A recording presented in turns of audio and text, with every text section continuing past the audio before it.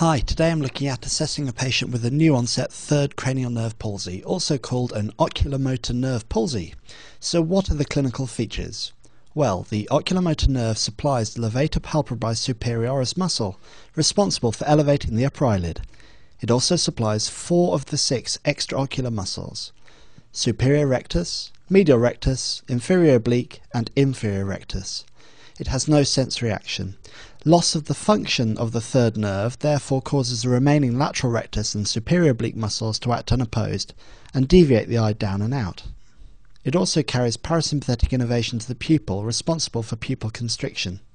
A palsy may therefore leave the pupil dilated. This pupil involvement is typically spared in microvascular palsy.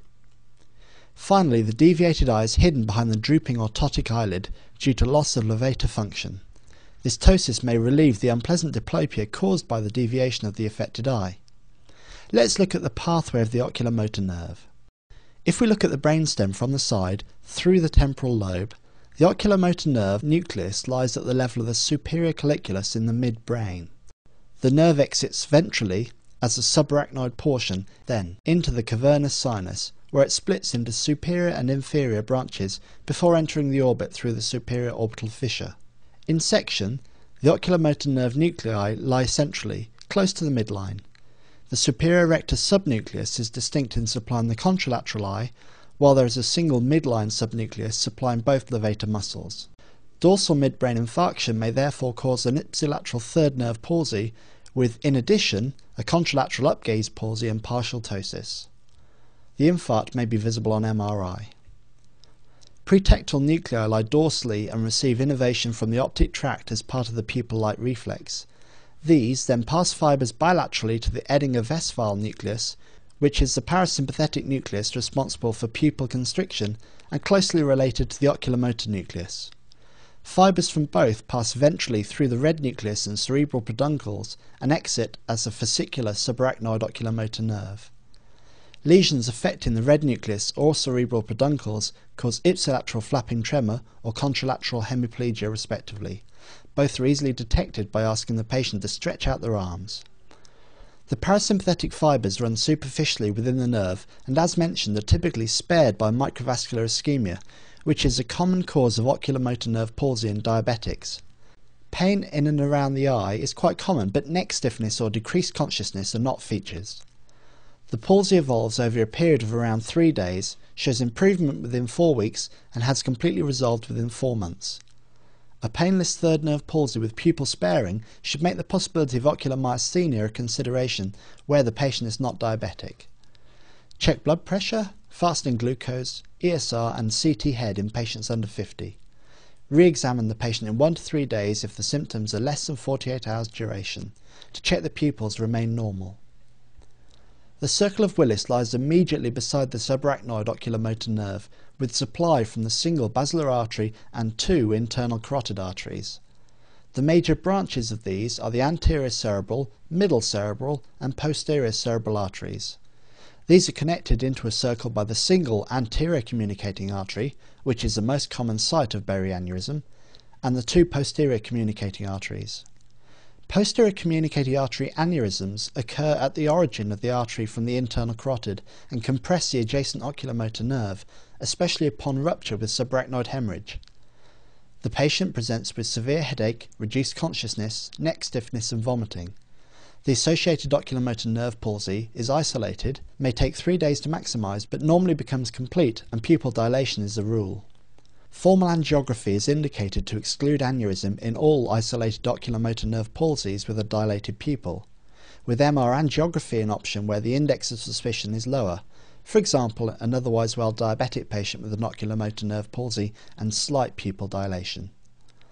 The subarachnoid portion of the third nerve is also vulnerable to basal meningeal infection, inflammation or neoplastic infiltration, and these usually affect multiple cranial nerves. Next, the oculomotor nerve enters the cavernous venous sinus. This dural venous sinus lies beneath the frontal lobes of the brain, with the temporal lobes laterally. The sphenoid sinus lies inferiorly and the pituitary gland sits in the middle within the sella turcica. The optic chiasm crosses in front of the pituitary stalk and the internal carotid arteries loop through the sinus. Laterally, the oculomotor nerve sits against the lateral wall, as do the fourth nerve and the upper two branches of the trigeminal nerve. The abducens nerve is more medial and is most often the first nerve to be affected by cavernous sinus pathology. Lesions here tend to affect multiple cranial nerves, although a fourth or sixth nerve deficit can be difficult to demonstrate clinically when combined with a third nerve palsy. Therefore, particular attention should be paid to features suggestive of trigeminal nerve involvement. This would be burning, pain and numbness affecting the forehead or cheek, representing the first or second division of the trigeminal nerve. Pupil involvement here is variable, with both sympathetic and parasympathetic pupillary fibres present. The pupil may therefore be large, small or normal. Causes of cavernous sinus lesions include Tolosa-Hunt granulomatous inflammation, pituitary, nasopharyngeal or metastatic neoplasms, and intercavernous aneurysms. Herpes zoster may also affect the oculomotor nerve associated with ophthalmic shingles. Finally, the third nerve enters the orbit as superior and inferior branches through the superior orbital fissure and may be damaged by orbital fractures. The superior branch supplies levator and superior rectus, the inferior supplying medial rectus, inferior oblique, inferior rectus, pupil and ciliary muscle. A partial third nerve palsy affecting one of these branches may be a feature of oculomotor palsy elsewhere along its path and doesn't necessarily localise pathology to the cavernous sinus or orbit. Pathology within the orbit usually features an abduction deficit as well as proptosis, lid swelling, conjunctival injection and chemosis. Assessment and follow-up of oculomotor nerve palsy is usually by an ophthalmologist in conjunction with orthoptists, who, as well as measuring the degree of deficit, may prescribe prisms to control diplopia during recovery. A few key points once more. The oculomotor palsy is characterised by unilateral ptosis and an eye that is down and out. Pupil dilation suggests compression, possibly by Berry aneurysm. A contralateral ptosis or upgaze palsy suggests a dorsal midbrain lesion. An ipsilateral ataxia or contralateral hemiparesis suggests rostral midbrain lesion, which should be checked by asking the patient to stretch out their arms.